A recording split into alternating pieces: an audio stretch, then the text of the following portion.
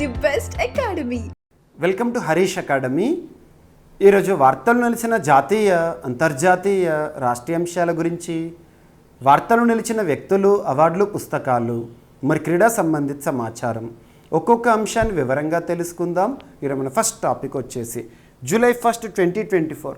ఈరోజు దేశవ్యాప్తంగా కొత్త క్రిమినల్ చట్టాలు అనేవి అమల్లోకి వచ్చినాయి. కొత్త నేర న్యాయ చట్టాలు అమల్లోకి రావడం మనం అబ్జర్వ్ చేశాము. వీటిపైన అవగాహన కల్పించడానికి ప్రభుత్వ రంగానికి సంబంధించిన వివిధ శాఖలు కూడా అవగాహన కార్యక్రమాలు కండక్ట్ చేస్తున్నాయి. రకరకాల యాప్స్ని కూడా మనకు పరిచయం చేస్తున్నాయి. ప్రజల్లో అవగాహన కల్పించడానికి కానివ్వండి, లేదా ప్రభుత్వ రంగానికి సంబంధించిన సిబ్బందికి అవగాహన కల్పించడానికి కానీ, ఉదాహరణకి తీసుకుంటే రీసెంట్గా ఆర్పిఎఫ్ రైల్వే ప్రొటెక్షన్ ఫోర్స్ వారు ఈ కొత్త నేర న్యాయ చట్టాలపైన అవగాహన కల్పించడానికి సంజ్ఞాన్ అనే ఒక యాప్ని తీసుకొచ్చారు. దాని గురించి మనం ఆల్రెడీ లాస్ట్ సెషన్లో డిస్కస్ చేశాము. ఈరోజు తెలంగాణ రాష్ట్రానికి సంబంధించి ప్రాసిక్యూషన్ విభాగం వారు సమాహార అనే పేరుతో ఒక యాప్ని రూపొందించడం జరిగింది. దీని ద్వారా ఈ కొత్త నేర న్యాయ చట్టాలు ఏవైతే ఉంటాయో వాటిపైన అవగాహన కల్పించడం అనేది జరుగుతుందంట. గుర్తుంచుకోండి. సో ఇక్కడ చూస్తే కొత్త చట్టాలపై సమాహార అనే ఒక యాప్ ఎవరు రూపొందించారు? తెలంగాణ రాష్ట్రానికి సంబంధించిన ప్రాసిక్యూషన్ విభాగము. సో ఈరోజు అమల్లోకి వచ్చిన చట్టాలపైన అవగాహన కల్పించడానికి ఈ యాప్ను ప్రత్యేకంగా రూపొందించారు. దీంతో పాటు ప్రత్యేకంగా ఒక హ్యాండ్ బుక్ను కూడా అందుబాటులోకి తెచ్చారంట ప్రాసిక్యూషన్ విభాగం వారు. వీటిని రాష్ట్ర హోంశాఖ ప్రిన్సిపల్ సెక్రటరీ గారు లాంచ్ చేశారంట. కొత్త చట్టాల్లోని పలు సెక్షన్లకు సంక్షిప్త వివరణలు, పోలిక పట్టికలు, రెడీ రెఫరెన్స్లు ఇందులో ఈజీగా ఉంటాయంట. గుర్తించుకోండి. అండ్ ఈరోజు జూలై 1 ఈ తేదీని మనం లింక్ చేసుకోవాలనుకుంటే 2017 జూలై 1 గుర్తు తెచ్చుకోండి. జూలై 1 ఆ రోజున భారతదేశ ఆర్థిక సంస్కరణల్లో భాగంగా, ఎకనామిక్ రీఫార్మ్స్లో భాగంగా GST, goods and services tax అనేది అమల్లోకి వచ్చింది. గుర్తు తెచ్చుకోండి. సో అలా ఒక డేట్ని మరొక డేట్తో లింక్ చేసుకోండి. ఇవన్నీ కూడా సంస్కరణలని చెప్పొచ్చు. ఓకేనా? ఇది ఫస్ట్ టాపిక్. సెకండ్ వచ్చేసి సో నిన్నటి రోజున యాక్చువల్గా సార్వత్రిక ఎన్నికలు 18th లోక్సభ ఎలక్షన్ కోడ్ అనేది మార్చ్ 16th రోజున చూస్తున్నాం మనం. అప్పుడు అమల్లోకి వచ్చింది ఎలక్షన్ కోడ్. 18th లోక్సభ ఎన్నికల షెడ్యూల్ని కేంద్ర ఎన్నికల సంఘం విడుదల చేశాకే మోడల్ కోడ్ ఆఫ్ కండక్ట్ అనేది అమల్లోకి వచ్చింది. ఆ తర్వాత ప్రభుత్వానికి సంబంధించిన ఎటువంటి అంశం కూడా రాకూడదు. అందులో భాగంగా మన్ కీ బాత్ ఎపిసోడ్స్ కూడా ఆగిపోయినాయి. మన్ కీ బాత్ అంటే ఏంటి? ప్రతి నెల కూడా చివరి ఆదివారం రోజున భారత ప్రధాని నరేంద్ర మోదీ గారు తన మనసులోని మాటలను, తన భావాలను మనతో పంచుకోవడం రేడియో ద్వారా. అలా ఈ ఎన్నికలు ముగిశాక 18th లోక్సభ ఎలక్షన్స్ ముగిసిన తర్వాత మొదటిసారి మళ్ళీ కేంద్రంలో కొత్త ప్రభుత్వం కొలువు తీరాక ఎన్డీఏ 3.0 వచ్చిన తర్వాత నిన్నటి రోజున మన్ కీ బాత్లో చాలా విషయాలను పంచుకున్నాడు. అందులో భాగంగా అమ్మ పేరుతో ఒక మొక్కను నాటండి అని చెప్పేసి, సో ఏక్ పేడ్ మాకే నామ్ అని చెప్పేసి కొన్ని అవగాహన కార్యక్రమాల గురించి చెప్పారు. సో మన తల్లిని స్మరించుకుంటూ ఒక మొక్కను నాటండి ప్రతి ఒక్కరని చెప్పేసి భారతదేశ పౌరులకు ఒక సందేశాన్ని ఇచ్చారు. దాంతోపాటు క్రికెట్ వరల్డ్ కప్కి సంబంధించి భారత జట్టు సాధించిన అద్భుత విజయం గురించి కానివ్వండి, మరియు ఇటీవల ముగిసిన సార్వత్రిక ఎన్నికల్లో 65 కోట్ల మంది ఓటు హక్కును వినియోగించుకున్నారని చాలా విషయాలు పంచుకున్నారు. సో ఇక్కడ చూడండి, 2024 సార్వత్రిక ఎన్నికలు ప్రపంచంలోని అతిపెద్ద ఎన్నికలుగా మోదీ పేర్కొన్నారు. ఏ దేశంలోనూ ఇంత పెద్ద ఎన్నికలు జరగలేదు. 65 కోట్ల మందికి పైగా ప్రజలు ఎన్నికల్లో ఓటు వేశారంట. ఎన్డీఏ కూటమిని తిరిగి ఎన్నుకున్నందుకు కృతజ్ఞతలు చెప్పారు. అండ్ ఏక్ పేడ్ మాకే నామ్ పేరుతో తీసుకొచ్చిన కొత్త ప్రచారం గురించి ప్రస్తావించారు. ఆల్రెడీ లాస్ట్ ఒక 10 days బ్యాక్ మీకు జూన్ 1st వీక్లో ఈ ప్రోగ్రాం గురించి చెప్పాను. భారత ప్రధాని నరేంద్ర మోదీ గారు ఒక ట్రీని నాటారని చెప్పేసి తల్లి పేరుతో. సో దీని గురించి అందరూ ఆలోచించండి. ప్రతి ఒక్కరు కూడా మీ తల్లి పేరుని గుర్తుంచుకుంటూ ఒక మొక్కను నాటండి అని చెప్పేసి పిలుపునిచ్చారు. సో ఇటువంటి అంశాలు మనం చూస్తున్నాము. అండ్ వచ్చే నెలలో జరగనున్న ఒలింపిక్స్లో పాల్గొనున్న భారత అథ్లెట్లు అద్భుత ప్రదర్శన చేస్తారని దేశం ఆశిస్తోందన్నారు. అందుకోసము చీర్ ఫర్ భారత్ హ్యాష్ట్యాగ్ని ఉపయోగించాలని చెప్పడం జరిగింది. అండ్ నెక్స్ట్, అగ్రవర్ణాల వారే దాదాపు భారతదేశంలో 88% కుబేర్లు అంట. సంపన్నులు ఎవరైతే ఉంటారో వారు అప్పర్ క్యాస్ట్ అగ్రవర్ణాల వారే ఉన్నారని చెప్పేసి ఇటీవల ద వరల్డ్ ఇన్ఈక్వాలిటీ ల్యాబ్ వారు తాజా రిపోర్ట్ రిలీజ్ చేశారు. అందులోని గణాంకాలు. సో భారత్లో 90% సంపద అగ్రవర్ణాల్లోనే ఉందంట. ఓసీల బిలియనీర్ల జాబితాలో కనిపించని ఎస్సీలు, ఎస్టీలు. అండ్ ఈ తరహా అసమానతలు ప్రమాదకరమని ఆర్థికవేత్తలు కూడా సందేశాన్ని ఇస్తున్నారు. సో ఇక్కడ చూడండి, దేశంలో ఒక పక్క బిలియనీర్ల సంపద ఎన్నో రెట్లు పెరుగుతుండగా సామాన్యుడు మరింత పేదవాడుగా అవుతున్నాడంట. ఈ తేడా సామాజిక వర్గ పరంగా కూడా స్పష్టంగా పెరిగిందంట. దేశంలోని బిలియనీర్ల జాబితాలో ఎస్సీ ఎస్టీలకు స్థానమే లేకుండా పోయింది. దేశంలోని 90% సంపద అగ్రవర్ణ బిలియనీర్ల చేతిలో కేంద్రీకృతమై ఉందని ఇటీవల వరల్డ్ ఇన్ఈక్వాలిటీ ల్యాబ్ తాజా నివేదిక వాస్తవాలను వెల్లడించిందంట. సో ఏ విధంగా భారతదేశంలో బిలియనీర్ల శాతం కులాల వారీగా పెరుగుతుందని చెప్పేసి ఇక్కడ జాబితా కూడా ఇవ్వడం జరిగింది. సో ఇదంతా కూడా మీకు వీలున్నప్పుడు, అంటే వీలున్నప్పుడు కాదు, వీలు చేసుకోవాలి. ఎగ్జామినేషన్ ప్రిపేర్ అవుతున్నాం కాబట్టి ఎకానమీలో భాగంగా కానివ్వండి, నివేదికల రూపంలో లేదా జనరల్ ఎస్సే పాయింట్ ఆఫ్ లో కానీ ఇక్కడ పేర్కొన్న గణాంకాలు ఏవైతే ఉంటే వీటిని ఖచ్చితంగా చూడండి. సో మన డైలీ కరెంట్ అఫేర్స్లో భాగంగా ఏదైతే హైలైట్స్ అవి చెప్పాను. మీకు ఈ స్లైడ్ కూడా మీకు ఇస్తున్నాను రెగ్యులర్గా. మీకు నేను ప్రవీణ్ సార్ పేరుతో WhatsApp channel, so Praveen sir WhatsApp ఛానల్లో రెగ్యులర్గా ఎవ్రీడే మార్నింగ్ మీకు న్యూస్ పేపర్ క్లిప్స్ కానివ్వండి, ఇంపార్టెంట్ జిఎస్ పాయింట్స్ కానివ్వండి, అనౌన్స్మెంట్స్ కానీ ఇస్తూనే ఉన్నాను. సో ఈ Praveen sir WhatsApp channel follow అవ్వండి. మీకు ప్రవీణ్ సార్ క్లాసెస్ యూట్యూబ్ ఛానల్లో లింక్ ఉంటుంది. అండ్ డిఎస్సి అభ్యర్థుల కోసం ఎక్స్క్లూజివ్గా కూడా నేను కోర్సులను కూడా లాంచ్ చేయడం జరిగింది, ఒకసారి చూడండి. అండ్ సుస్థిరాభివృద్ధి ఉపలక్ష్యాల సాధనలో ప్రపంచం వెనుకంజలో ఉందంట. ఐక్యరాజ్య సమితి చెప్పింది. సుస్థిరాభివృద్ధి సస్టైనబుల్ డెవలప్మెంట్ గోల్స్ ఎన్ని లక్ష్యాలు? 17. ఎప్పటికి టైం పీరియడ్?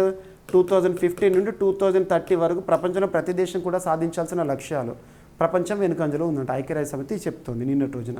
ప్రపంచంలో 700 కోట్ల మంది ప్రజల జీవితాలను మెరుగుపరచడానికి ఉద్దేశించిన 169 ఉపలక్ష్యాల్లో కేవలం 17% మాత్రమే 2030 గడువు కల్లా సాధించగలుగుతామని ఐక్యరాజ్య సమితి యాన్యువల్ రిపోర్ట్ వార్షిక నివేదికలో పేర్కొంది. దీన్ని విడుదల చేసిన సమితి ప్రధాన కార్యదర్శి Antonio Guterres, general secretary of UNO చెప్తున్నారు. ప్రపంచాన్ని పరీక్షలో తప్పిన విద్యార్థితో పోల్చారు. 2030 కల్లా ప్రపంచంలో పేదరికాన్ని పారదోలి లింగ సమానత్వం సాధించడానికి ఉద్దేశించిన 17 సుస్థిరాభివృద్ధి లక్ష్యాలపై 2015లో ప్రపంచ నాయకులు అంగీకారానికి వచ్చారు. వీటికి అనుబంధంగా 169 ఉపలక్ష్యాలు. కోవిడ్ విరుచుకుపడిన 2019తో పోలిస్తే 2022లో అదనంగా 2.3 కోట్ల మంది దుర్భర దారిద్ర్యంలో జారిపోయారంట. 10 కోట్ల మంది ఆకలి తిప్పలతో అలమటిస్తున్నారంట. గుర్తుపెట్టుకోండి. సో సుస్థిరాభివృద్ధి ఉపలక్ష్యాల సాధనలో ప్రపంచం వెనుకబడిపోయింది అని చెప్పేసి ఈ 17 లక్ష్యాలేంటి, 169 ఉపలక్ష్యాలేంటి చూడండి. ఎగ్జామినేషన్ పాయింట్ ఆఫ్ వ్యూలో అడగవచ్చు. అండ్ ఇరాన్ అధ్యక్ష ఎన్నికలు ఇటీవల ముగిసినాయి. అందులో ఫలితాల్లో ప్రతిష్టంభన ఏర్పడింది. కారణం ఏంటంటే తక్కువ పోలింగ్ పర్సెంటేజ్ నమోదవ్వడము. తక్కువ పోలింగ్ శాతం కారణంగా ఇరాన్ అధ్యక్ష ఎన్నికల్లో ప్రతిష్టంభన నెలకొంది. రీసెంట్గా శుక్రవారం నాటి పోలింగ్లో దాదాపు 60% మంది ఓటర్లు తమ ఓటు హక్కు వినియోగించుకోకపోవడంతో జూలై 5న రెండో బ్యాలెట్ను నిర్వహించబోతున్నారంట. సంస్కరణవాదిగా గుర్తింపు పొందిన మసౌద్ పెజెష్కియన్ అండ్ పిడివాది సయీద్ జలీలీ ఈ పదవి కోసం పోటీలో ఉన్నారు. గుర్తుపెట్టుకోండి. గత కొన్నేళ్లుగా ఇరాన్ ఎదుర్కొంటున్న ఆర్థిక కష్టాల నేపథ్యంలో ఆగ్రహంతో ఉన్న ప్రజలు ఈసారి ఓటింగ్కి దూరం అవుతున్నారంట. గుర్తుపెట్టుకోండి. సో రీసెంట్గా మనకు మే 19న హెలికాప్టర్ ప్రమాదంలో ఇబ్రాహీం రైసీ గారు దేశాధినేత మరణించారు. ఆ పేరు ఇంపార్టెంట్, గుర్తుపెట్టుకోండి. అండ్ దేశ అత్యున్నత అధికారులుగా 2 పేర్లు గుర్తుంచుకోండి. మనకు త్రివిధ దళాల అధికారులు ఎవరైతారో వాళ్ళ గురించి అడగవచ్చు. సో లాస్ట్ మంత్ కనుక మనం అబ్జర్వ్ చేస్తే ఇండియన్ నేవీకి నూతన చీఫ్గా దినేష్ త్రిపాఠి గారు బాధ్యతలు చేపట్టారు రీసెంట్గా హరికుమార్ గారి స్థానంలో.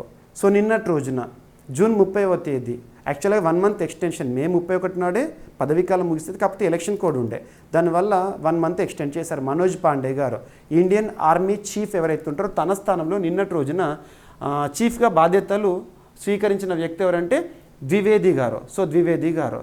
సో రీసెంట్గా ఈ నావికాదళ చీఫ్ కానీ ఆర్మీ చీఫ్ కానివ్వండి ఎగ్జామినేషన్ పాయింట్ ఆఫ్ వ్యూ అడగవచ్చు. అండ్ మరొక వైపు వైమానిక దళ అధికారిగా ప్రస్తుతం మనం చూస్తున్న చౌదరి గారు కానివ్వండి. సో వీళ్ళ పేర్లు చూడండి. సో బాల్య స్నేహితులు 2 దేశ రక్షణ దళాల అత్యున్నత కమాండర్లుగా మారారు. వీరెవరో కాదు, దేశంలోని army chief, navy chief admiral Dinesh Tripathi and భారత నౌకాదళ బాధ్యతను నిర్వహిస్తుంది. తాజాగా లెఫ్టినెంట్ జనరల్ ద్వివేది ఆర్మీగా నిన్నటి రోజున బాధ్యతలు స్వీకరించారు. అండ్ కృష్ణా బోర్డు చైర్పర్సన్గా అతుల్ జైన్ గారు రీసెంట్గా వార్తల్లోకి వచ్చారు. కృష్ణా నది యాజమాన్య బోర్డు చైర్మన్గా అతుల్ జైన్ను నియమిస్తూ కేంద్ర జలశక్తి శాఖ ఉత్తర్వులు జారీ చేసింది. కేంద్ర జల సంఘంలో పనిచేస్తున్న జైన్కు పదోన్నతి కల్పించి బోర్డు చైర్మన్గా నియమించడం జరిగింది. సో శివనందన్ కుమార్ గారు నిన్నటి రోజున పదవి విరమణ చేశారు. And T20 ICC men's T20 world cup ICC international cricket council అంతర్జాతీయ స్థాయిలో క్రికెట్ క్రీడను నిర్వహిస్తుంది, నియంత్రిస్తుంది. 1909లో ఏర్పాటైన సంస్థ దుబాయ్ కేంద్రంగా పనిచేస్తుంది. ప్రస్తుతం చీఫ్గా గ్రేగ్ బార్క్లే గారు విధులు నిర్వర్తిస్తున్నారు ఐసీసీ చీఫ్గా. సో రీసెంట్గా ICC T20 men's world cup 9th edition అనేది ముగిసింది. సో మనం రీసెంట్గా జూన్ 29 రోజున ఫైనల్స్ చూసాము. యాక్చువల్గా నిన్నటి క్లాస్లోనే చెప్పాలి, కొంత ఎక్స్ట్రా ఇన్ఫర్మేషన్ ఏదైతే ఈ లిస్టు ఇవన్నీ కూడా చెప్పడానికి ఈరోజు మీకు చెప్తున్నాను. సో మొట్టమొదటి T20 మెన్స్ వరల్డ్ కప్ 2007లో జరిగింది. అప్పుడు ఇండియా కప్పును గెలిచింది పాకిస్తాన్ పైన, మన దాయాది పాకిస్తాన్ పైన మహేంద్ర సింగ్ ధోని సారథ్యంలో. అండ్ మళ్ళీ మొన్న జూన్ 29 రోజున 2024 జూన్ 29 రోజున ఇండియా సౌత్ ఆఫ్రికా పైన గెలుపొంది కప్పుని సాధించింది. సో ఇప్పటి వరకు మనం చూస్తే 2009లో పాకిస్తాన్ గెలిచింది, 10లో ఇంగ్లాండ్ గెలిచింది, 12లో వెస్టిండీస్ గెలిచింది, అండ్ 2014లో శ్రీలంక, 2016లో వెస్టిండీస్, 2021లో ఆస్ట్రేలియా, 2022లో ఇంగ్లాండ్, 2024లో ఇండియా ఈ కప్పుని గెలుచుకోవడం జరిగింది. India captain Rohit Sharma last November 19, 2023 రోజున భారత ఆతిథ్యంలో జరిగిన మ్యాచ్, నరేంద్ర మోదీ స్టేడియంలో జరిగిన మ్యాచ్లో ఆస్ట్రేలియా చేతిలో ఫైనల్లో ఓడిపోయింది. అప్పటి వరకు ఫైనల్ వరకు అన్బీటెన్గా వచ్చింది 50 ఓవర్స్ వన్డే వరల్డ్ కప్లో. ఈ టోర్నీలో ఫైనల్లో కూడా గెలుపొందింది అన్బీటెన్ టీమ్గా, ఒక్క మ్యాచ్లో కూడా ఓడిపోలేదు, గుర్తుపెట్టుకోండి. సో టీమిండియా రికార్డ్స్ ఈ T20 వరల్డ్ కప్లో ఏంటో చూద్దాము. T20 వరల్డ్ కప్లో ఒక్క మ్యాచ్ కూడా ఓడకుండా ట్రోఫీ నెగ్గిన తొలి టీం ఇండియా. ఒక ఎడిషన్లో అత్యధిక విజయాలు సాధించిన జట్టుగా ఇండియా సౌత్ ఆఫ్రికా నిలిచాయంట. అండ్ T20 ఫార్మాట్లో కెప్టెన్గా రోహిత్ శర్మ విజయాలు 50, సెకండ్ పొజిషన్లో బాబర్ ఆజం పాకిస్తాన్ ఉన్నాడు. అండ్ T20 వరల్డ్ కప్లో 2 సార్లు నెగ్గిన జట్లు, ఇప్పుడు 2 సార్లు నెగ్గిన జట్లు ఏంటంటే ఒకసారి ఇండియా, ఒకసారి ఇంగ్లాండ్, వెస్టిండీస్. ఇప్పుడు ఇండియా కూడా 2 కప్పులు గెలిచింది, 2007, 2024. సో 3వ జట్టుగా ఇండియా నిలిచింది. వెస్టిండీస్ 2012, 16లో 2 సార్లు, ఇంగ్లాండ్ 2010, 22లో, ఇండియా 2007, 24లో. ఇండియాకు వరల్డ్ కప్ అందించిన 3వ కెప్టెన్ రోహిత్ శర్మ. మొట్టమొదటి వరల్డ్ కప్ ఇండియాకి వన్డే వరల్డ్ కప్, అది 1983లో కపిల్ దేవ్ గారు సారథ్యంలో. నెక్స్ట్ 2011లో టీమిండియా కెప్టెన్గా వన్డే వరల్డ్ కప్ని మహేంద్ర సింగ్ ధోని గారు, 2007లో ఐసీసీ T20 వరల్డ్ కప్ని మహేంద్ర సింగ్ ధోని గారు, ఇప్పుడు 2024లో రోహిత్ శర్మ, గుర్తుంచుకోండి. అండ్ T20 సంబంధించి టీమిండియాకు ఇది 6వ ICC trophy. One day world cups ఇప్పటికి 2, ఒకటి 1983లో కపిల్ దేవ్, 2011లో ధోని. అండ్ 2 ఛాంపియన్స్ ట్రోఫీలు 2002 అండ్ 2013. సో 2002 అప్పుడు గంగూలీ సారథ్యము, 2013 మహేంద్ర సింగ్ ధోని సారథ్యంలో. అండ్ 2 T20 వరల్డ్ కప్స్ 2007లో ధోని, 2024లో రోహిత్ శర్మ. అండ్ T20లో కోహ్లీ అందుకున్న ప్లేయర్ ఆఫ్ ద మ్యాచ్ అవార్డులు ఈ ఫార్మాట్లో అత్యధికం 16. అండ్ సూర్యకుమార్ సెకండ్ పొజిషన్లో ఉన్నాడు.